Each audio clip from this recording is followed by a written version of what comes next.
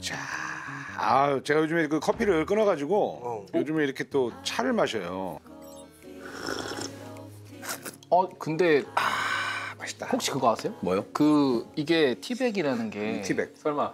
미세 플라스틱을 엄청나게 많이 만드는 거 아세요? 아니 무슨 말씀하시는 거 종인데 여기 종이고 안에 들어가 있는 게 찻잎인데 이게 어떻게 미세 플라스틱이 아니요, 나와요? 이게 종이가 아니라 예. 폴리프로필렌이라는 고분자 물질, 플라스틱. 그걸 얇게 만든 거라 이 티백 진짜? 하나 우려내면 한 12억 개 정도의 미세 플라스틱이 나오는 12억 개요?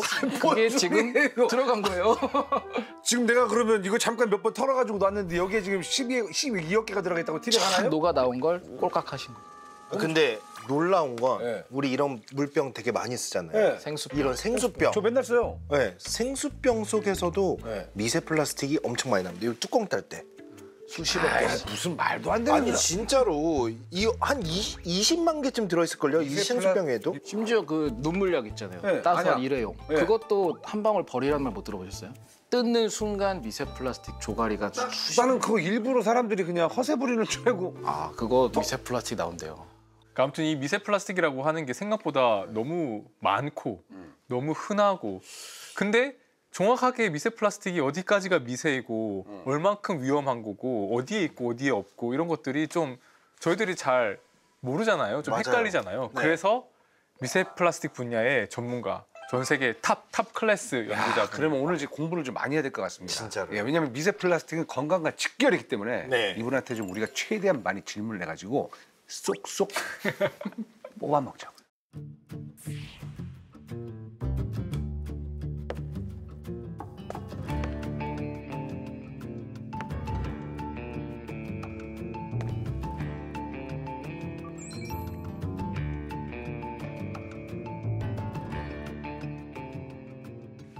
아이고 환영합니다. 아이고 형님 환영합니다. 예, 안녕하세요.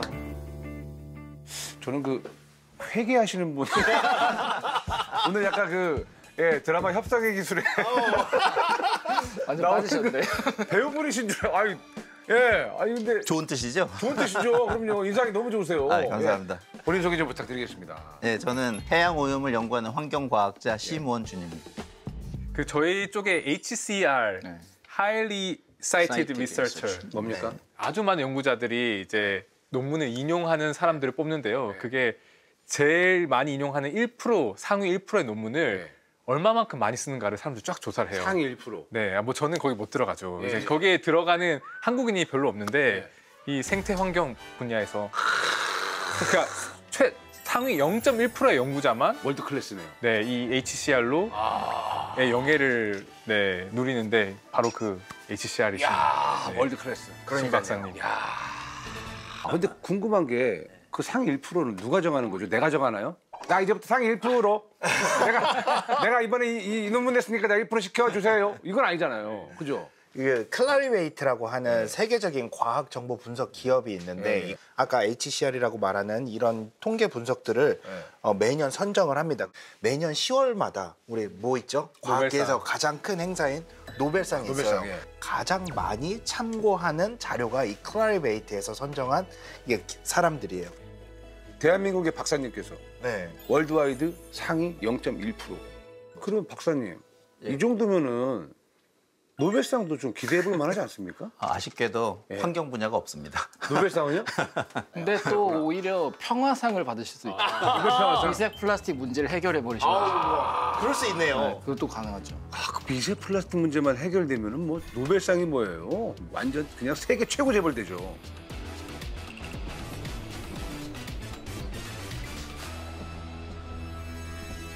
그러면 우리 박사님은 제일 처음에 사실 전공 분야가 어떤 분야입니까? 인간이 이제 만든 합성 물질 중에 좀 유해 물질들이 있지 않습니까? 원래 자연계 없던 물질. 네.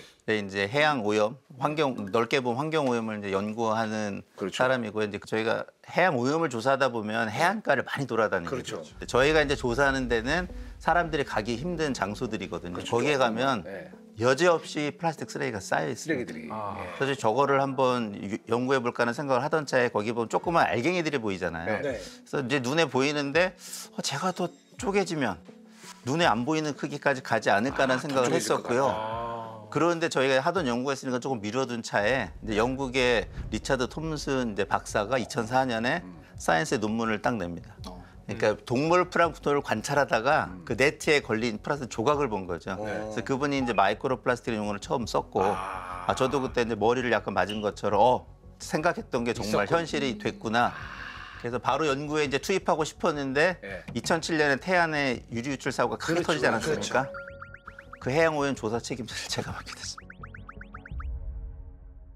그래서 조금 더 몇 년 미뤘다가 2010년에 본격적으로 연구를 시작했고요. 그것도 전 세계적으로 보면 굉장히 앞선 연구팀에 해당됩니다. 처음에 이제 미세 플라스틱에 대한 그 용어를 사용했던 그 톰슨 박사님이 몇 년도인가요? 2004년에 이제 논문을 쓰셨고, 그러면 그 전에 우리 박사님께서는 관심은 제가 먼저 가졌으나 이제 연구를 시작하지 못했죠. 그렇죠. 그래서 제가 항상 학생들한테 그 얘기해 줍니다. 생각났을 때 실현하는 게 중요해요. 이 미세라는 걸 구분하는 기준 같은 게 혹시 환경 분야에서 정해진 게 있을까요? 단위가 저희가 크게 이제 크기로 구분하는 게 이제 기본적인데, 이제 요 정도는 이제 쉽게 이해하시기, 일반인들을 위해서 사실은 시작은 이제 병뚜껑이 2.5cm 정도 됩니다. 그래서 병뚜껑보다 큰 거는 사실 이제 대형이라고 우리말로 부르고 영어로 이제 매크로 플라스틱이라고 부르고요. 2.5cm에서 5mm까지가 이제 중형. 영어로 미소 플라스틱이라고 부르지. 오늘 얘기하는 미세 플라스틱은 5mm부터 1마이크로미터. 1마이크로미터? 네. 눈에 보여요? 1마이크로? 안 보이죠? 안 보여요. 보이죠? 세포가 몇 일미- 마이크로 막 이런. 1mm의 1000분의 1. 아, 근데 그 정도로 작게 거의 가루보다 더 작은 거 아니에요? 근데 중요한 건 그 아래가 더 있습니다. 초미세, 이제 나노. 초미세요? 아 나노까지 가요? 네, 나노 크기를 보통 제가 쉽게 설명할 때, 그러니까 지구의 직경을 1m로 보면 1나노는 축구공 크기거든요. 두 번째가 이제 중요한 개념인데, 1차 미세 플라스틱은 그러니까 인간이 아예 아까 그런 크기, 뭐 나노가 됐든 뭐 미세가 됐든 그런 크기로 의도적으로 만드는 크기의 플라스틱을 1차 미세 플라스틱이라고 부르는데, 1차요. 그게 이제 대표적인 게 화장품에 스크럽제로 들어가는 것들. 아, 일부러 만드는 일부러. 것들. 과거에는 뭐 살구실을 뭐 쪼개 쓰거나 자연물을 쓰다가 어느 순간에 폴리에틸렌 알갱이로 대치돼서, 저도 그때 초기 학생들을 연구하면서 진짜 화장품을 딱 사서 딱 보니까 폴리에틸렌. 그럼 박사님, 그 저기 스크럽으로 쓰는 거 알갱이 있잖아요. 걔는 어쨌건 분해가 안 되는 플라스틱인 거네요. 예, 그렇죠. 근데 다행히 1차 미세 플라스틱은 좀 2017년에 우리나라도 규제가 됐습니다. 1차는 이렇게 관리가 가능하다는 게 중요한 게, 문제는 이제 2차 미세 플라스틱. 2차가 있어요? 그러니까 저희가 플라스틱을 사용하거나 또는 사용하고 이제 무분별하게 환경 중에 버려진 플라스틱이 이제 자연 풍화를 통해서 부서지거든요, 사실은. 네. 그거는 어떻게 되냐? 양도 압도적으로 많지만 관리가 불가능하다는 거죠. 아 그렇죠. 그러면 일상에서 플라스틱 같은 거를 진짜 많이 쓰면 많이 쓸수록 미세 플라스틱은 더 많이 생길 수밖에 없겠네요. 예, 어떤 맞습니다. 경로로든. 네, 저는 그렇게 생각하고, 실제로 그게 과학자들이 지금 여러 분야에서 계속 입증한 논문들이 계속 쌓이고 있어서, 저도 이거는 아니겠지 하더니 이 정도겠지 했는데 더 많고 계속 늘어요. 많이 늘어나겠네요. 저희가 이제 오프닝 때 우리 장홍재 교수님이 제가 이제 티백을 좀 몇 번 이렇게 흔들어 가지고 한 모금을 했는데, 이 티백 안에 미세 플라스틱이 약 12억 개가 있다라는 말인데. 예, 맞습니다. 예? 맞습니까? 예, 논문으로 나온 결과입니다. 아 정말 근데 12억 개나 나와요? 예, 맞습니다. 미세 플라스틱이요? 정확히는 미세 플라스틱보다 조금 작은데 초미세, 초미세. 나노 크기가 있기 때문에 개수가 많이 그래서 늘어요. 권위자분은 티백을 안 드시나요? 지금? 예리하시네요. 그러면 이 티백에서 나오는 이 미세 플라스틱은 1차라고 봐야 됩니까? 2차라고 봐야 됩니까? 우리가 관리할 수 있잖아요. 50% 확률이니까 맞춰보세요. 이건 1차죠. 왜냐면 어쨌거나 이거는 어느 정도 알고 각오하고 마시는 거 아닙니까? 저는 2차 아닌가 싶어요. 우리 눈밖에 있다고요? 두 개가 섞여 있습니다. 그럼 1.5요? 왜 그러냐면 1.5, 세모죠, 세모. 1.5. 그러니까 제조하는 과정에서 부산물처럼 조그만 조각이 만들어져요. 네. 사실은. 그게 이제 1차가 되는 거죠. 만들어졌으니까. 그다음에 유통되거나 또는 이제 뜨거운 그 차를 우리는 과정에서도 만들어지면 그건 2차가 됩니다. 근데 둘 중에 기여도가 어디가 많은지는 아직 밝혀지진 않아서 섞여 있다고 보시면 돼요. 근데 방금 만들어질 때 부산물로 만들어지는 애들은 1차로 분류를 하나요? 네, 그게 이제 중간에 다시 1.5에서 1.2로 내려가는 부분인데 원래 작게 만들겠다고 한 건 아니지만 그러니까요, 예. 그게 이제 풍화를 통해서 만들어진 건 아니고 제조 과정 중에서 만들어졌기 때문에 1차로 보는 게 더 맞다고 보는 그럼 거죠. 박사님, 이 학자분들이 어떻게 보면 심각성을 좀 미리 알고 계셨는데 사실 이제 뭐 저 같은 입장에서는 그런 이제 미세 플라스틱의 실체에 대해서 저는 사실 잘 모릅니다. 원래 우리가 이게 미세 플라스틱 문제가 있었는데 뒤늦게 우리가 발견하게 된 겁니까? 이제 미세 플라스틱 워낙 새로운 단어고 이슈가 되다 보니까 사람들이 이제 그 단어만 집중하는데 네. 저는 보통 이제 달을 가리키는 손가락을 표현하거든요. 예. 미세 플라스틱은 플라스틱 문제를 보라고 화두를 던져줬는데 다 그 단어만 집착하고 있는 거예요. 결국 미세 플라스틱의 원천은 우리가 흔히 쓰고 있는 모든 플라스틱이랑 바로 연결돼 있기 때문에 플라스틱 얘기를 안 할 수가 없습니다. 네. 근데 그 교수님 같은 경우는 지금 플라스틱을 연구하신다면서요? 대표님이세요? 회사 대표님 플라스틱을 관련된 장스 플라스틱? 장스 CEO? 플라스틱. 사실 언제예요? 플라스틱이라는 게 우리가 지금 이 미세 플라스틱 이야기를 시작하다 보면 왠지 플라스틱이 모든 문제의 근원이고 이거를 만들어낸 사람들은 자기 의도가 없었어도 약간 악의 축이 되는 걸 수도 있는데 플라스틱의 탄생 역시 사실은 지구를 지키려고 만들어졌어요. 왜냐 그전에는 코끼리 상아를 이용해서 당구공도 만들고 제품을 만들잖아요. 너무 밀렵이 심해지는 거예요. 밀려. 그러니까 이제 미국의 한 그 당구 선수가 상금을 1만 달러가 맞아요. 걸고 진짜요? 네, 마이클 팔러닌가 하는 분이었는데 상아를 대체할 수 있는 물질을 만든 사람의 상금을 주겠다. 새로운 신물질을 만들어라. 사람들이 상금을 보고 달려들었어요. 거기 연구에서 플라스틱이라는 게 하나씩 탄생하기 시작해요. 오 진짜요? 네, 맞습니다. 난 처음 들었어. 그 전에는 플라스틱이라는 물질이 없었어요, 아예? 없었어요. 최초입니다. 그 이후에 이제 우리가 신기하다. 흔히 아는 그 재활용 표시 있는 다양한 플라스틱이 한 번에 개발된 게 아니고 예, 천천히. 이제 순차적으로 계속 1950년대까지 순차적으로 계속 개발됩니다. 그러면은 이거 너무 재밌네요. 플라스틱이 당구공을 대체하기 위해서 개발된 거다. 애초에 그 동기 자체는 자연을 보호하기 맞아요. 위해서 네. 밀렵을 막기 위해서 만든 물질인데 이게 자연을 엄청나게 파괴하고 있으니까 너무 아이러니하네요. 그러니까 코끼리 상아로 당구공을 계속 만들었으면 진짜 얼마나 많은 코끼리가 죽었을 거예요.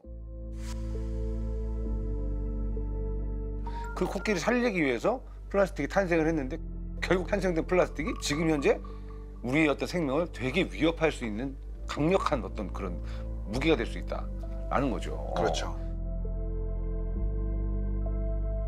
화학자가 봤을 때 이 플라스틱이라는 거는 어떤 물질로 보면 될까요? 그러니까 사실 뭐 완벽한 물질 완벽해요? 정도로 저희는 봐요. 완벽하다. 네, 왜냐하면 우리가 어떤 뭔가 재료를 만든다, 물체를 만든다면 쓸 수 있는 재료가 되게 많죠. 철도 있고 뭐 구리도 있고 되게 많은데 이 모든 시대를 거쳐서 현대 사회가 과거랑 다른 게 뭐냐 하면 딱 두 가지 물질을 보통 꼽아요. 첫 번째가 반도체고 반도체. 두 번째가 플라스틱이에요. 그 정도로 완벽하게. 이 두 가지가 세상을 가장 크게 바꾼 물질이라 그건 맞죠. 예를 들어서 이 컵은 투명하잖아요. 네. 근데 투명한 재료가 유리 말고 뭐가 있을까 생각했을 때 플라스틱 말고 딱히 없어요. 그리고 이것보다 훨씬 가볍고 또 다루기도 편하고 오래 보관할 수 있고 네. 깨지지도 않고 사실 인간을 지금은 위협하는 그 미세화가 되면서 위협을 하지만 이롭게 바꾼 게 훨씬 많아요. 예를 들어서 우리 병원에서 쓴 주사기가 다 일회용이잖아요. 그렇죠. 맞네. 이거 옛날엔 다 유리 주사기에 강철반을 썼어요. 예. 이때는 보관이나 멸균이 잘 안 되면 감염이 엄청 많았어요. 근데 이게 다 일회용이 되고 하면서 또 초반에 만들었던 플라스틱이 제일 유용하게 쓰인 게 그 절연 성분이 있어요. 플라스틱 전기가 그렇죠, 대부분 그렇죠. 안 전선 피복 만드는 데 쓰여갖고 전자 문명이 그것 때문에 시작이 돼요. 그러니까 저는 이게 얘기 들으면서 또 생각나는 게 실험실 연구할 때 플라스틱 어마어마하게 쓰거든요. 생물 실험은 많이 더 쓰죠. 그렇죠. 되게 죄책감을 많이 드는데 요즘은 다 플라스틱 쓰고 버리고 하죠. 또 오늘 또 뭘 준비해 오셨다고 아까 들었습니다. 이게 명칭이 재밌습니다. 원래 명칭은 영어로는 프리 프로덕션 레진 펠렛이라고 그냥 불러 줄여서 펠렛이라고. 펠렛? 그러니까 플라스틱을 만드는 이제 원료를 만드는 업체에서 이렇게 펠렛을 만듭니다. 요거를 이제 가공업체에다 보내면 이제 수많은 제품으로 탄생하는 거거든요. 가공해서. 근데 이게 뭐라고 부르냐 그러면 인어의 눈물이라고 부릅니다. 예? 인어의 눈물이. 이게 은유적인 표현인데 잘 보면 이게 눈물 방울처럼 생겼거든요. 동그랗죠. 예. 그러니까 인어는 이제 바다를 대표하는 일종의 그 상징이잖아요. 그러니까 인간이 이제 바다를 오염시키면서 인어가 슬퍼서 눈물을 흘렸다는 캠페인적인 은유로 쓰고 있는데 이게 원래 그 깨끗한 원료 물질이고요. 중간에 수송하다가 뭐 이렇게 유출되기도 하고 공장에서 버려지기도 하고 하다 보니까 바닷가에 이게 이제 떠다니다가 몰려오는 거예요. 그러니까 색도 변하고. 그러니까 하나는 백미 같고 하나는 약간 흑미 같고. 예, 잡곡밥. 잡고 그게 실제로 재미있는 일화를 말씀드리면 우리 애가 2살 때 입에다 넣더라고요. 쌀처럼 생겨가지고. 떼찌 해야죠. 그래서 아까 찌찌찌찌. 예, 곡식처럼 생겼다고 해도 틀리지 않단 말이에요. 지지지지 해야죠. 그럼 요거를 녹여가지고 그 형태 보내다가 뜨면은 그게 딱 그 형태로 용기 같은 게 될 수가 있는 거 그런 이게 겁니까? 적어 보여서 그렇지 생산한 데는 그 뭐 가마니 같은 걸로 몇 톤씩 쏟아붓고 찍어내고 이렇게 어마어마하게 들어가요. 페트병 만드는 거 보니까 되게 신기하던데 이거 가열하면은 되게 유연성이 있더라고요. 바람 같은 거를 훅 맞습니다. 불면은 예, 예. 모양이 확 생기더라고요. 유리 공예 같이. 네, 유리 공예 같이 그냥 불면서 틀이 있으니까 그 틀에 맞는 모양으로 네, 딱 찍어. 확 이렇게. 그러니까 그러면 저기 있는 저 인어의 눈물이 이렇게 이제 페트병이 되는 거죠. 네. 이런 식으로. 근데 보통 우리가 사용하는 거는 이런 완제품이잖아요. 네. 그러면은 이게 어떤 과정을 통해서 가는 거죠? 미세 플라스틱이 되는 거예요. 이런 과정이? 플라스틱은 우리가 어떻게 배우냐 그러면 뭐 환경 중에 가면 이제 유치원부터 배우지 않습니까? 표를 그려서 뭐 이건 뭐 분해되는데 수십 년, 수백 년 반영구적. 그 틀린 말이 아닌 게 이제 자연에 있는 생물학적 분해가 그렇습니다. 근데 이제 태양에는 자외선이 있고 자외선에는 에너지가 충분히 있어서 이 탄소 결합을 깰 수 있는 에너지가 있습니다. 네. 그래서 폐병 하나가 완전히 사라지는 데는 진짜 수십 년, 수백 년이 걸릴 수 있는데 그동안 표면에서는 광산화가 일어나서 수많은 조각이 만들어지고.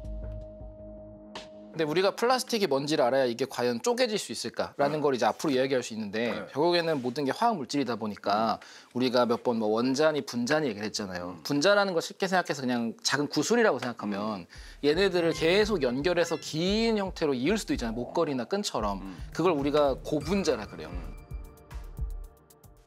얘네들을 뭉치고 덩어리로 만들면 플라스틱이 돼요. 그렇게 해서 이걸 연결하는 과정을 우리는 중합이라고 부르고 중합. 네, 중합이라는 게 뭔가를 연결해서 길고 거대한 걸 만든다. 그 결국은 저는 일반인들한테 할 때 이제 비엔나 소세지를 표현하거든요. 옛날에 이제 우리 도시락 반찬에 최애템 연결된 거. 줄줄이 비엔나. 어디를 잘라도 소세지는 소세지로 남아 있거든요. 그렇죠, 이게 그렇죠. 이게 중요한 개념인 게 그러니까 플라스틱은 워낙 고분자 물질이기 때문에 어디를 잘라서 작아져도 원래 있던 물리학적 성질을 버리지 않습니다. 갖고 있습니다. 그건 분해가 아니거든요. 그래서 제가 이제 분해란 용어를 쓰지 말고 미세화란 용어로 이제 쓰자고 제안한 사람 중에 한 명이고요. 네, 미세화. 원래 성질을 잃어버려야 분해인데 눈에서 안 보입니다. 미세화된다는 건 제가 그래서 메가더 장군이 한 말이 있어요. 노병은 죽지 않는다. 사라질 뿐이다 말이죠. 제가 플라스틱은 죽지 않는다. 작아질 뿐이다. 아, 명언이다. 플라스틱은 작아질 뿐이다. 죽지 않아요. 근데 여기서 이제 미세화에 제가 꼭 이제 강조하고 싶은 부분이 보통 이제 세 가지 조건이 있으면 아주 최적의 조건이죠. 첫 번째는 태양광, 두 번째는 산화니까 산소, 네. 세 번째는 높은 열이 있으면 반응이 빨리 일어나거든. 높은 온도. 최적 조건이 이제 바다로 치면 해변 같은 곳입니다. 여러분 해수욕장 여름에 발로 하면 뜨거운 모래, 그렇죠. 햇볕은 내려쬐고 산소는 공기 중에 충분하고. 그러니까 제가 이거 얘기를 들으면 약간 좀 트라우마처럼 기억이 나는 게 예전에 제가 이제 어디 살 때 거기 생수를 정수기가 없어가지고 그 페트병 2리터에 6개 파는 생수 있잖아요. 그 편의점에서 맨날 할인해서 사 먹었던 데가 있거든요. 근데 거기 생수병을 이렇게 밖에 내놨어요. 그때 정말 어마어마한 양의 미세 플라스틱을 매일매일 마셨겠구나. 네, 맞습니다. 같은 플라스틱 제품도 아까처럼 큰 이제 생수병을 마트 바깥에 해놓은 것처럼 그러니까 태양광이 노출되면 노출돼서 훨씬 많이 발생. 아까 이제 뚜껑 열면서 황성 박사는 얘기가 생기기도 오늘 하지만. 정말 오늘 진짜 너무 많은 이야기를 들어가지고 신선한데 근데 여기서 플라스틱 종류가 많잖아요. 그러다 보니까 이제 미세화가 이루어지는 과정이 그 재료마다 조금씩 차이는 있어요. 그렇죠, 예. 저희가 이제 실험을 다양하게 해봤는데 그래도 대동소이하게 약간의 시간 차이일 뿐 한 이제 태양광이 한 2년에서 5년만 계속 노출이 되면 얘가 이제 미세화 거의 되기 위한 준비가 끝납니다. 그러면 이제 약간의 충격, 바람, 뭐 지나가다가 뭐 동물이 건드렸다, 뭐 아니면 뭐 파도 거기부터 막 수없이 쪼개지기 시작하거든요. 그냥 꽃가루처럼 막 흩날려 버리는 거예요. 예. 태양 빛만 어떻게 뭐 받아도 미세 네, 그렇죠. 플라스틱이 그러니까 생길 수 그래서 있다는 제가 이제 표현하는 게 일반인들이 보통 이제 쓰레기가 문제가 되니까 쓰레기만 안 만들면 되는 거냐 하는 생각이 있는데 중요한 건 저희가 이제 야외에서 쓰는 많은 플라스틱들이 있습니다. 농업에서 멀칭 필름이나 비닐하우스 쓰죠. 수산업에서 쓰는 모든 어구는 다 플라스틱이죠. 그물들. 예, 예. 그다음에 뭐 인조 잔디도 있죠. 옛날에 어린이 놀이터들이 나무였다가 다 플라스틱으로 바뀌었죠. 그러니까 이런 걸 야외에서 쓴다는 거는 결국은 태양광에 노출이 되면 2차 미세 플라스틱이 만들어지는 건 피할 길은 없습니다. 근데 저는 궁금한 게 이제 태양이 노출되면은 미세화가 돼서 미세 플라스틱이 생긴다고 하셨는데 예를 들어서 제가 이제 한때 또 신발을 또 굉장히 많이 넣었었거든요. 예, 그렇죠, 그런 그렇죠. 것도 있죠. 한 십몇 년 지난 신발인데 이게 케바케예요. 예. 겉은 멀쩡해요. 예. 그래서 딱 멋내려고 딱 신고 이제 예. 정확히 현관을 나가서 한 30m 정도 지나갈 때 이제 쩍쩍쩍쩍 하면서 막 갈라져. 근데 걔네들은 어쨌건 실내에만 있었거든요. 예. 무슨 태양빛하고 상관이 없어요. 실내에만 있었는데 가루처럼 확 모든 게 분해되고 이건 저도 그런 약간 일화가 있는 게 네. 집에서 이제 오래 쓴 한 20년 된 선풍기가 있어요. 네. 그래서 고장 나갖고 이제 고치려고 딱 만지는 순간에 막 으스러지는 거예요. 그래서 실내에 있었는데, 그러니까 그런 것처럼 실내에 있어도 이제 다른 열이라든가 다른 작용, 마찰, 이제 그런 것들이 마찰을 통해서도 만들어지는데, 그러니까 저희가 실험을 한번 해봤더니 그런 이제 합성 섬유로 되는 옷을 빨잖아요. 빨면 수십만 개가 만들어지는 미세 옷을 빨아도요? 세탁을 하면 폐수로 수십만 개가 나오는데 제가 최근에 이제 같이 공동 연구하는 팀에서 또 재미있는 결과가 아직 발표는 안 됐는데 살짝 건조하잖아요. 네. 건조하고 나서 우리 입고 털잖아. 털고 입고 다니잖아요. 거의 같은 향이 나옵니다. 아 그럼 건조기를 쓰지 말까요? 건조기 무슨 건조를 통해도 만들어지긴 하는데 그렇게 합성섬유 옷만 입어도 만들어진다는 거.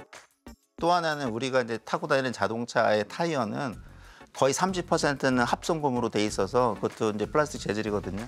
달리면서 마찰에 의해서 다는 마찰에 의해서 과정에. 마모돼서 엄청난 입자가 생기고 해요. 그러면 사람 몸속에 미세 플라스틱이 어떻게 들어오게 되는 건지 이제 이게 너무 궁금합니다. 보통 세 가지 경로가 가능하죠. 다른 오물질은 거의 비슷합니다. 호흡 이제 폐로 들어가는 거고, 그다음에 이제 음식물이나 마시는 물을 통해서는 이제 소화기로 동하는 거고, 중요한 건 이제 모든 음식 있잖아요. 모든 네, 음식. 음식에. 처음에는 이제 몇 종류가 안 알려졌어요. 뭐 소금이다, 뭐 수산물이다 시작하던 이제는 이건 뭐 그냥 싹 다. 우리가 먹는 모든 음식. 모든 거 싹 다 패스트푸드 제가 원래는 하나씩 추가해서 논문 볼 때마다 요거는 뭐 당근도 나오고 채소는 아닐 줄 알았는데 그러다가 이제 뭐 하면 뭐 치즈도 나오고 뭐 맥주 뭐 이러다가 포기했습니다. 너무 많아져서. 안 나오는 게 없죠. 네. 또 재미있는 연구 결과도 하나 있는 게 재료에도 들어있고 공기 중에 있잖아요.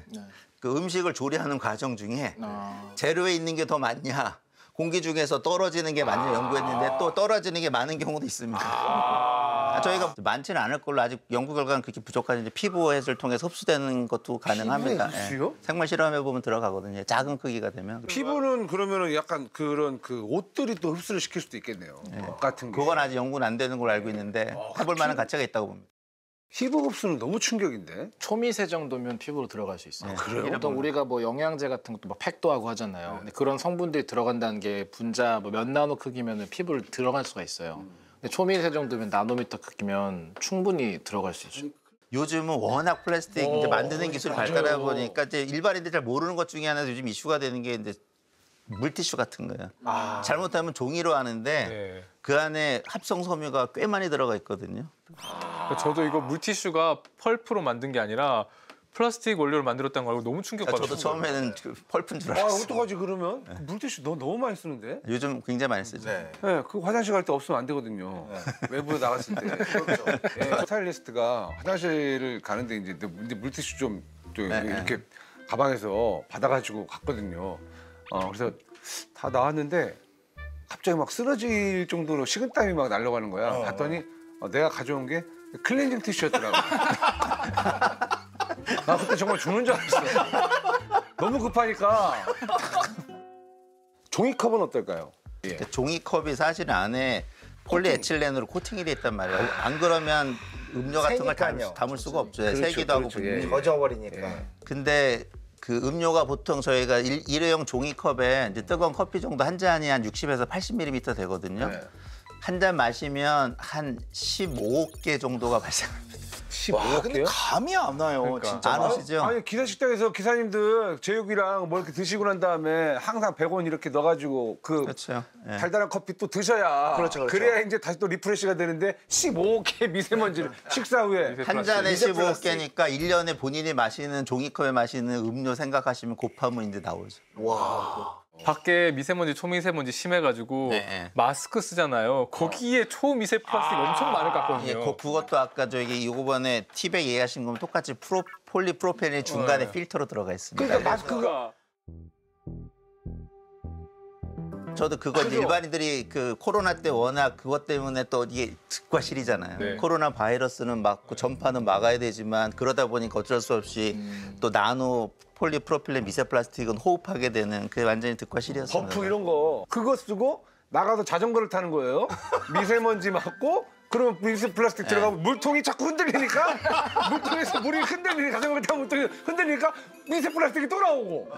그럼 나는 그냥 계속 그냥 뭘 먹는 거네. 저희가 그냥 농담으로 미세 브라더스라고 부르기도 합니다. 아, 미세 플라스틱이랑 미세 먼지를요. 네. 박사님 궁금한 게 박사님은 그러면 미세먼지가 심하다라고 경보가 있는 날에 마스크를 쓰세요 안 쓰세요?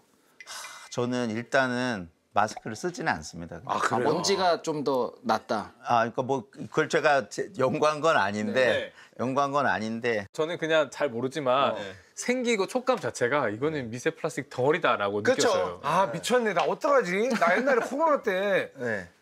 마스크 쓰고 막 남산 올라가고 그랬어요.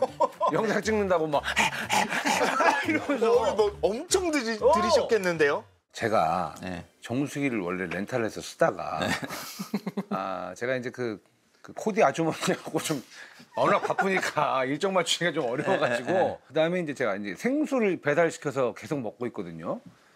어떻게 다시 정수기로 돌아갈까요? 어떻게 할까요? 이게 이거 좀 답 좀 주세요. 물론 이제 미세 플라스틱이 워낙 뭐 예. 다 퍼져 있어서 피한다는 건 사실 거의 불가능합니다. 예. 근데 저는 집에서 예. 수돗물을 마신 지가 사실 꽤 오래됐거든요. 아. 굳이 저희가 이제 유해물질 연구도 하고 미세 연구하다 보니까 생수에 많은 것도 알고 저희가 실험실에서 사실은 실험실에서 쓴 정수기는 더 고도화된 정수기거든요. 그래도 나옵니다. 원래는 그 역삼투하기 때문에 이론적으로 안 나와야 될 것 같은데 그래서 저희가 원래 실험할 때 이제 블랭크라 그러잖아요. 원래 이제 없는 거를 대적으로 놓고 실험해야 되는데 거기도 나와서 피할 수가 없네요. 네, 그래서 저희가 이제 따로 막 비싼 그 순수한 물을 사서 실험하거든요. 그래서 집에서 이제 저도 똑같이 이제 치우고 수돗물 수돗물을 드신다고요? 수돗물에도 미세 플라스틱 있긴 있는데 너무 많을 걸요? 분석하면 네. 생수보다는 훨씬 낫습니다. 이게 뭐만 남들은 다 지금 정수기에 막 뭐 그냥 생수시켜서 뭐 그러니까 플라스틱도 안 쓰고 예. 먹기도 되게 편안하고 정수기가 공간도 안 차지하고 예. 뭐 미세 플라스틱 덜 먹고 그래요? 아, 일석사조 정도 됩니다. 획기적인데요. 저는 그렇게 10여 년째 먹고 있는데 저희 아내하고 건강하게 잘 살고 있습니다. 아니 근데 차라리 모르고 있을 걸 왜 내 눈앞에 나타나? 박사님이 내 눈앞에 나타나. 불편한 진실이죠. 이제 피하고 싶잖아요. 먹는 거, 호흡하는 거. 근데 이게 유입원이 사실은 플라스틱 아까 모든 곳에 쓰기 때문에 너무 많아서 어디가 그냥 핵심 포인트다 그러면 거기만 집중 관리하면 양을 좀 줄일 수 있는데 너무 산재돼 있다는 거예요. 제가 얼마 전에 극지연구소 연구하시는 분을 만났는데 남극에서 어떤 게 발견이 됐냐면은 남극 한 가운데 눈 샘플에 미세 플라스틱이 있는 거예요. 잡혔대요? 미세 플라스틱이 이제 리터당 1리터당 평균 한 30개 가까운 미세 플라스틱이 검출이 되는 거죠. 그러니까 아까 말씀하신 대로 여러 과정을 통해서 이렇게 비산된 예, 미세 대기로, 플라스틱이 거의 7,000km 이상 날아가는 거죠. 전 세계 연구 결과 저희가 이제 리뷰해 보니까 1입방미터라 그러잖아요. 1m, 1m, 1m 요 부피 안에 적은 데는 1개 정도. 1개 정도인데 이제 중국 베이징 같은 이제 그런 큰 도시 무려 그 안에 5,700개 정도가 있어요. 1m, 1m, 1m. 그러니까 결국은 이제 대기 중으로 올라가 가지고 어디든지 퍼질 수 있는 조건이 되는 거죠. 그리고 너무 산재돼 있어요. 공기 중에서도 지금 미세 플라스틱이 떠다니고 있다고 생각하면 뭐이 안에도 없다고 하면 말이 안 됩니다. 그리고 아까 저기 방송 들어오기 전에 우리 조연출이 제 바로 앞에서 플라스틱으로 슬레이트를 쳤어요. 슬레이트. 굉장한 마찰인데요. 딱 쳤어요. 그때 내가 한 30억 개 먹은 거야. 지금 뭐 말씀하신 것처럼 먹는 거, 그다음 숨 쉬는 거 모든 게 다 미세 플라스틱이 다 들어오는 건데 그럼 저희가 미세 플라스틱을 엄청나게 흡수하는 거 아닙니까? 그렇죠. 그러니까 보통 저희 노출량이라고 표현하는데 호흡을 통해서 들어가는 게 제일 많았고 그다음에 이제 마시는 물, 뭐 수산물 뭐 이렇게 됐다가 국가별로 또 이 랭킹을 매겼는데 네. 몇입니까? 아쉽게도 우리나라가 이제 19위 정도로 굉장히 상위의 랭크가 됐는데 19위면 동메달까지는 아니할 수도 있는데 그 앞에 있는 18위까지 국가들을 보면 대부분이 다 개도국들입니다. 우리나라도 이제 선진국 대열에 들어섰는데 선진국 중에서는 우리나라 그 순위가 가장 높습니다. 그러면 박사님, 뭐 일단 우리 시청자분들이 좀 그래도 이왕 이렇게 된 거 속 시원하게 다 알려드려야 되잖아요. 저희 1인당 네. 미세 플라스틱 섭취량이 얼마나 될까요? 그러니까 이제 즉 보통 이제 최악의 시나리오라고 표현하죠. 근데 제일 높은 농도만 뽑아서 계산했을 때 네네. 일주일에 신용카드 한 장 5g을 먹습니다. 일주일이에요? 예. 우리가 일주일에요? 예, 그렇죠. 가정하면. 최악의 시나리오인데 이제 그거를 조금 더 한 달로 표현하면 플라스틱 칫솔 하나. 아, 너무 충격적이야. 나는 일주일에 신용카드 한 장씩 한 달에 칫솔 하나 분량의 플라스틱을 우리가 피할 수 없이 그냥 지금 먹고 있다. 근데 더 제가 충격적인 걸 말씀드리면 이제 2100년이 되면 이제 과학자들 추산이 지금 그러니까 아무것도 안 하고 우리가 가만히 방치하고 지금처럼 살면 2100년 지금으로부터 75년 뒤에는 50배 정도 오염이 증가할 거로 계산하고 있어요. 예측. 그걸 그대로 대입하면 우리는 자연계로 돌아갔겠지만 다 뭐 대충 연배들 보면 저를 포함해서 아니 우리 영생할 거예요. 걱정하지 마. 저희가 지금 계속 저희 지금 유니버스. 저희 지금 그 백신 개발 중이니까 알겠습니다. 걱정하지 마세요. 그러면 이제 2100년 2100년에 일주일에 그냥 쉽게 대입하면 계산하면 됩니다. 일주일에 50장. 일주일에 신용카드 50장. 그러면 1년이면 어떻게 되죠? 2,500장을 먹게 된다. 계속 이 상태로 가면 예.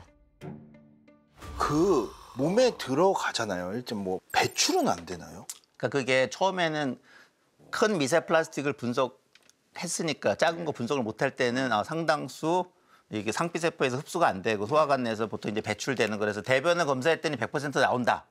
여기였다가 이제 점점 장기 쪽으로 이제 연구가 증가하다 보니까 이제 거의 모든 기관에서 발견이 됩니다.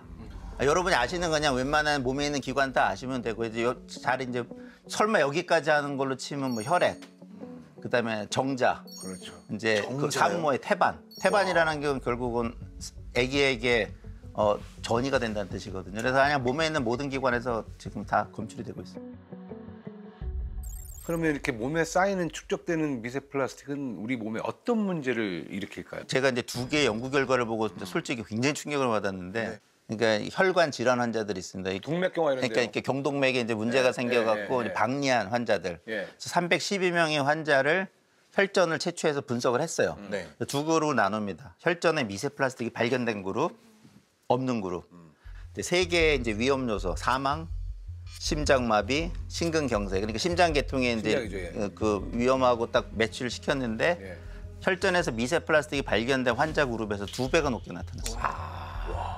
그것까지 듣고도 2배니까 이거는 뭐 좀 그럴 수도 있고 생각했는데 올 2월 달에 나온 분은 사실은 저는 더 충격적이었거든요. 근데 미국에서 이제 그 기증 시신들이 있습니다. 뇌하고 간하고 신장을 분석했는데 이제 뇌에 가장 높게 축적되는 게 확인이 됐고, 미세 플라스틱. 저도 그 논문 봤어요. 네, 저 BBB라 그러잖아요. 블러드 브레인 배려 그래서 원래 요거를 통과하는 거는 되게 제한이 되게 돼 있어요. 맞아요. 근데 여기 내려가는 게 너무 작은 애들은 못 들어간다. 그러니까 초미세 정도 돼야 자가에 들어가거든요. 네. 보호막이 있어서 이 세균이나 안 좋은 건 못 들어가게 막는. 근데 이제 기증 시실이다 보니까 분석을 했는데 해보니.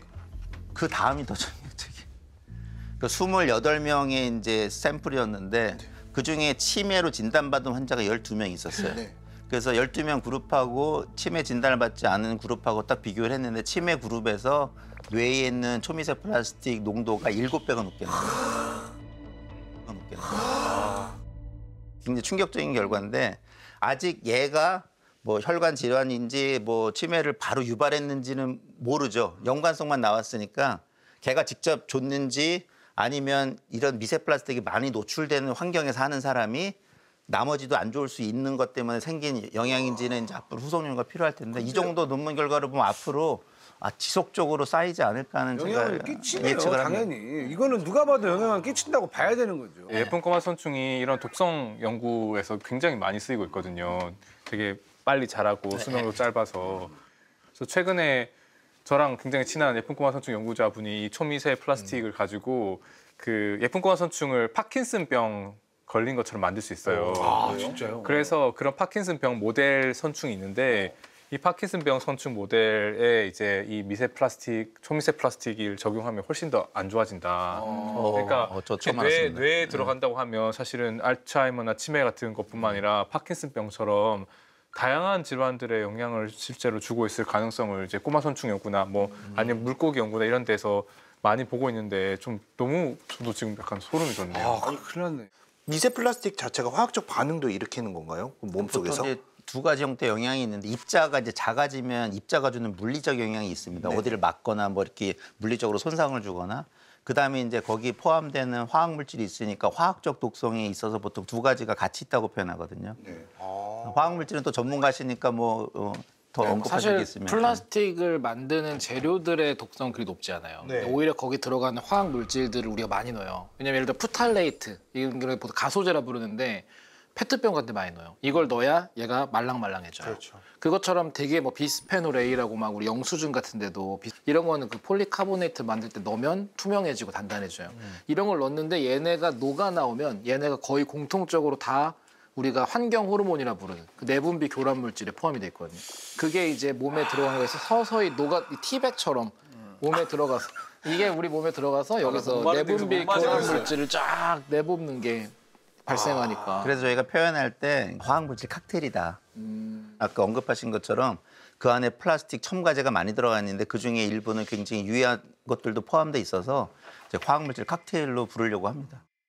미세 플라스틱 먹어서 없애자. 어쩔 수가 없습니다. 어쩔 수가 없습니다. 먹어서 이거 하자. 어쩔 수가 없습니다. 아니 그럼 장기적으로 이 생태계에 어떤 영향을 주게 될까요?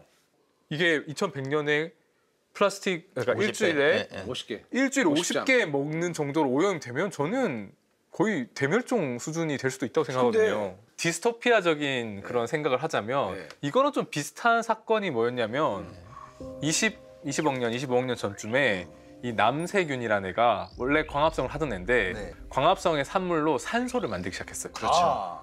그래서 그 덕분에 우리는 지금 산소를 호흡하고 있는데 그 전엔 산소가 없던 세계였잖아요. 거의 없었어요, 대기 중에. 근데 산소가 많이 만들어지면서 산소가 굉장히 반응성이 강한 독성 독성이죠, 물질이거든요. 독성. 독을 푼 거죠, 그냥. 그러니까 남세균은 산소를 계속 만드는데 이 산소를 분해할 수 있는 친구들은 없는 거예요. 결국은 대멸절을 했을 거거든요.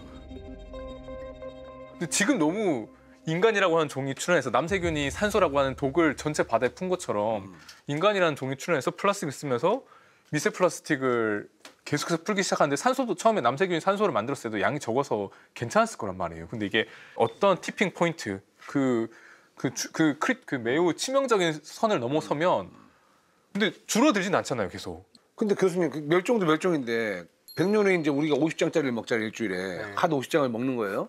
근데 의외로 맛있어? 괜찮은 거야. 그죠? 그리고 어느덧 진화해버렸어.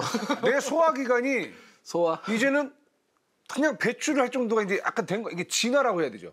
놀라운 발상입니다. 진화가 될 수도 있지 않을까라는 생리적 적응이라고 하죠. 네, 생리적 적응이냐 아니면 그래도 멸종이냐 그러니까- 멸망이냐. 예. 그러니까 뭐 진화 쪽에 네. 전문가지 저도 궁금한 게 그런 거죠. 자연계에도 뭐 DNA 같은 고분자 물질이 있는데 그 중에 이제 나무에 쓰이는 리그닌이 그런 거거든요. 리그닌? 근데 나무는 뭐 수십 메타 이제 햇빛을 받으려고 자라는 게 리그닌이라는 이제 자연 폴리머가 만들어져서 가능해진 건데. 목재. 그러니까 예, 예. 나무를 보면은 네. 나무의 구성 성분이 셀룰로스라고 우리가 부르는 인간이 소화 못 시킨 섬유질이라고 하는 네, 거. 예. 그게 있고 그 주변에 이제 헤마이셀룰로스라는 게 있고 그 리그닌이 있어요. 리그닌이 그물처럼 막 연결되어 있는 건데 그게 나무가 갈색인 이유예요. 아, 그래요? 갈색 물질이에요. 걔도 이제 폴리머거든요. 합성 폴리머인데 이제 얘를 그럼 분해를 해야지 목재가 안 쌓이잖아요. 안 그랬으면 목재로 뒤덮였을 거 아닙니까, 지구가? 그거를 분해하는 미생물이 언제 나왔냐? 1억 5천만 년 뒤에 나옵니다. 아, 그게 리그닌이 생기고 나서 1억 5천만 년 뒤에. 그래서 제가 하는 얘기예요. 네. 분명히 100년 있다가 2100년에 우리가 이거 50장짜리를 먹게 되지 않을 거다. 그 전에 분명히 분해할 수 있는 새로운 애들이 등장할 거다. 1억 5천만 년 걸렸다잖아요. 아니 근데 이제 이게 AI가 뭔가 막 하겠죠. 그렇지. 예. 그렇죠. 1억 5천만 년보다는 확실하게 줄겠죠. 너무 AI 꽂히셨는데. 아 저는 많이 꽂혔죠. AI는 계속해야 돼요. 예. 사실 그 미세 플라스틱이나 이런 문제를 저도 고민을 많이 해본 적이 있는데 제가 그리는 멸망 시나리오에는 인간이 플라스틱 때문에 죽는 건 없어요. 그렇지. 다른 이유로 죽을 것 같다. 화학 분야에서는 지금 이미 효소로 PET를 분해하는 기술이 상용화가 됐어요. 네, 프랑스 쪽 이쪽에서는. 그걸 시작으로 온갖 물질, 고분자 이런 물질들을 분해할 수 있는 효소나 다른 물질을 만들어내고 있어요. 근데 얘네들을 생물체에 넣어서 만약에 됐다. 그럼 인간도 사실 탄소 생물체잖아요. 그럼 인간을 분해하는 기능을 갖는 게 생겨서 인간도 죽을 거다가 저의 하나의 시나리오고. 아, 그렇죠. 그러니까 예를 들어 플라스틱도 분해하는데 인간도 분해야 된다. 재미있는 발상이니까 원래 플라스틱 분해하려고 만들었는데 똑같이 우리도 유기체니까 그렇게 분해 같이 가능하고 분해된다고 재미있는 그래도. 발상. 아니면 그 기술이 많이 발전을 해가지고 그 약간 그 액체로 그냥 빠뜨리기만 하면 싹 완벽하게 깔끔하게 분해되는. 사람도 분해될걸요? 아니 그러니까 그건 맞는데 그러니까 1년에 하루를 정하는 거지. 클리닝 데이. 아, 움직이지 마세요. 우주에서 그냥 확 뿌려놓는 거지. 그 하루는 우리는 다른 데 다 들어가 있고. 지구 정화의 날. 지구 정화의 날 있잖아요. 아, 우주 정거장에서 뿌리는 거예요? 그날에 대규모로 그냥 어디 쉘터에 인간들이 다 들어가 있는 거야. 달에다 보관 이사하고. 그렇지. 쫙 이렇게 뿌려가지고 지구를 완전 또 깨끗하게 뭐 여러 미세먼지, 플라스틱 이런 거 싹 다 정리하고. 이거 완전 SF에 나온 그 행성 정화 광선 약간 약간 그런 느낌이에요. 그 쉘터는 이제 그 시멘트로 만들어야죠. 플라스틱을 안 녹는 거.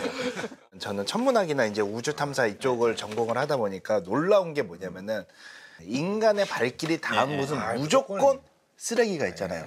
그런데 놀라운 건 달에도 쓰레기가 많습니다. 그렇겠죠. 달에도 플라스틱이 엄청 많고요. 달에도? 거기 간 사람들이 그렇죠. 탐사 갔던. 탐사 갔죠. 놓고 오니까요. 그 다음에 궤도선 돌죠. 궤도선 가서 추락한 것들 엄청 많죠. 그렇지. 착륙선 시도하다가 추락한 것들 엄청 많죠. 왜 플라스틱 안 들어갔겠습니까? 들어갔겠죠. 다 들어갔죠. 그러니까 이제 이미 플라스틱은 지구를 넘어서 달도 있고 보이저 1, 2호가 지금 태양계권을 넘어갔거든요. 넘어갔죠. 그 안에 플라스틱 없겠습니까? 이제 인간의 업적인 거죠. 그 쓰레기가 있다는 것 자체가 인간이 있는 곳에 쓰레기가 있다. 무조건 인간이 있는 곳에 무조건 흔적이다. 그 정도면 인간이 쓰레기인 거 아니에요? 그렇지. 돌려서 잘 말했는데 그걸 굳이 꼭 짚나? 공룡 멸종처럼 봤을 때 그러니까 인류가 살았던 인류세의 시기를 가장 보기 편한 게 지금 언급하신 플라스틱 있는 지층을 딱 보면 요때 요 기간은 인류가 엄청 살아서 영향을 줬던 시기가 나올 수도 있습니다. 저는 그때 여러 가지 이제 것들이 그 지표가 되겠지만 가장 대표적인 게 그냥 플라스틱만 딱 찾으면 인류가 살았던 시기 이렇게 되잖아요. 그때.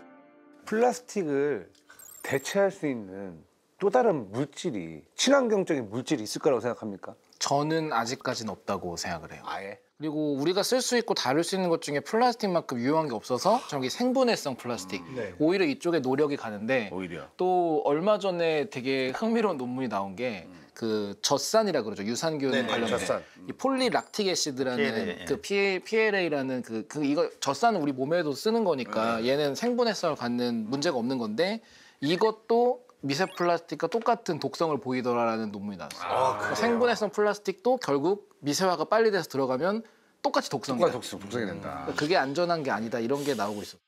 저도 아까 그 언급했던 플라스틱이 워낙 장점이 많은 물질이기 때문에 이거를 그다음에 너무 많은 곳에 다양하게 쓰이잖아요. 이렇게 너무 개발이 돼서. 너무 많죠. 그래서 그거를 뭐 일거에 뭐 어떤 물질이 대체한다는 거의 불가능한 상황입니다. 근데 살짝 불안한 게 우리가 이제 플라스틱 벗어나서 유리를 쓰게 됐다. 또 한 10년 후에 미세 유리, 초미세 유리 또 나오면 그러니까 저도 아까 똑같은 생각을 한 게 이런 문제가 있으니 플라스틱을 대체를 할 수 있는 게 뭐가 있을까라고 물어보셨잖아요. 똑같은 시작이었어요. 플라스틱의 시작이 그랬어요. 네, 맞습니다. 이 상하를 대체를 할 수 있는 게 맞네. 뭐가 있을까라고 하면은 저는 만약에 플라스틱을 대체를 하는 게 뭐가 있을까라고 나왔다고 하면은 똑같은 문제를 유발을 할 거라고 생각을 하거든요. 그 참 뭐든 그 대체하기 위해서 나오는 애들도 분명히 위험한 애들이다. 부작용이 있을 거라고 생각해요. 예를 들어서 재활용 있잖아. 재활용 플라스틱 같은 경우 뭐 혹시 뭐 좀 답을 찾아볼 수 있는 게 있을까요, 좀? 사실 이것도 되게 불편한 진실인데 우리가 매주 열심히 플라스틱 분리수거 하잖아요. 열심히 하고 있습니다. 예. 근데 그 중에 실제로 재활용될 수 있는 종류가 되게 한정적이에요. 많이 없다. 그 투명하고 말랑말랑한 종류의 페트만 돼요. 생수. 생수. 예를 들어서 콜라 들어있는 그 유명한 그런 페트랑 그냥 일반적인 생수병 만져보면은 콜라병은 좀 딱딱하고 얘는 물렁거리잖아요. 그렇죠. 물렁거린 걸 한 번 재활용하면 딱딱한 게 돼요. 얘는 다시는 재활용 못 해요. 한 번밖에 안 되네. 그건 태울 수밖에 없어요. 이제 일반적으로 우리가 플라스틱 생각하면 얘 왠지 뜨겁게 가열하면 녹으니까 네. 아, 녹여서 다시 찍어내면 복구 되겠지 하는데 우리가 그걸 기계적 재활용이라고 부르거든요. 그거는 한 번밖에 못 해요.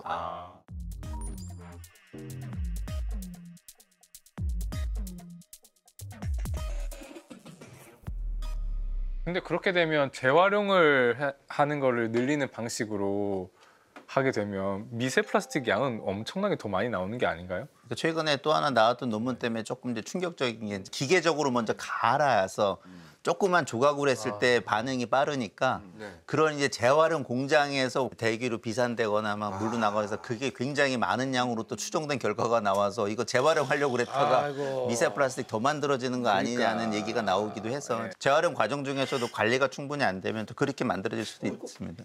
근데 재활용 종류가 두 가지예요. 저희 하는 건 보통 화학 반응이니까 이게 아까 그 비엔나 소세지처럼 돼 있으니까 잘라도 플라스틱이라는 말은 자른 거를 다시 붙여서 만드는 과정을 하면 재생이잖아요. 그렇죠. 이게 이제 화학적 재활용이라 그래서 얘를 아까 우리가 붙이는 걸 중합이라 그랬잖아요. 네. 중화. 그리고 우리가 답도 뭐 해답 이런 말이 있는 것처럼 잘라내는 걸 해중합이라 불러요. 중합된 걸 다시 풀어낸다. 이 과정으로 사람들이 요즘엔 재활용을 되게 노력을 많이 하고 원재료를 만드는 거예요. 이런 연구가 전 세계적으로 굉장히 많이 하고 있어요. 안 하면 다 죽을 판이라. 저기 뭐야 혹시 여기 과학자분들 계시니까 우리 어떻게 보면 이제 미세 플라스틱이 우리 삶의 어떤 침입자 아닙니까? 소리 없는 침입자잖아요. 얘네들을 좀 잘 다룰 수 있는 뭐 다른 방법이라든지 아니면 좀 아이디어 같은 거 없습니까? 그게 제가 논문 재밌게 봤던 거 하나가 그 물을 끓이면은 미세 플라스틱이 제거된다라는 논문이 몇 년 전에 나왔어요. 그러니까 우리나라에는 좀 적합하진 않더라고요. 이게 약간 석회암, 약간 그런 종류고 우리나라는 그 화강암 위주의 물이니까. 근데 그런 데는 한번 끓이는 것만으로 얘네들이 뭉쳐서 막 대부분 가라앉는데요. 그래 그쪽은 끓여 먹는 게 그때부터 보급이 돼서 아마 우리나라에나 이런 환경에서 적합한 처리 방법이 있을 거예요, 뭔가는. 그걸 찾는 사람들도 많이 있는 걸로 알고 있고. 아니면 그 제품 만들 때 플라스틱 그 만들 때 인체에 들어갈 걸 생각해가지고 그 안에다가 예를 들어서 또 비타민 D라든가 마그네슘이라 병 주고 약 주고 뭐가 분해시킬 수 있는 그러니까 혈전 용해제 뭐 그런 성분이라든지 그런 거를 플라스틱에 아예 그냥 딱 접목을 시켜가지고 아예 제품을 만들어 버리면 어떨까라는 생각이 잠깐 드네요. 발상의 전환이긴 하네요. 예. 전 생각해본 적은 없는데 멀티비타민 플라스틱.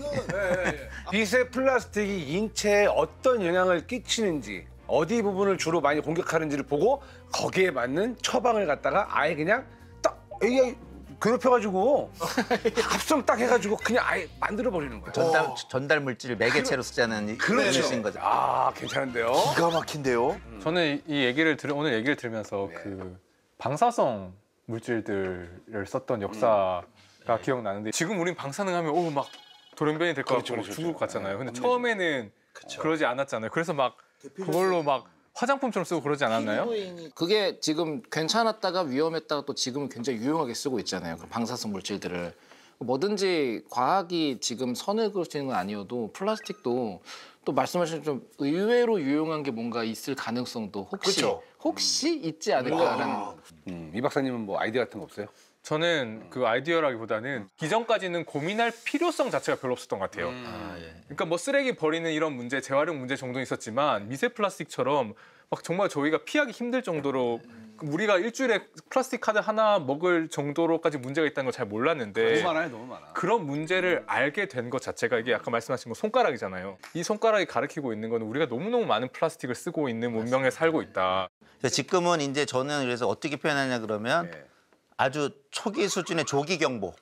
지금요? 딱 그보다 조금 더 지금 강해지고 있는 단계로 접근하고 있어서 경고를 줄 때 저희가 아시지 않습니까? 이거를 받아들이지 않으면 그 뒤에 벌어질 일은 저도 이게 보통 이제 비가역적인 오염이라고 표현하거든요. 이건 한번 가면 못 돌아오잖아요.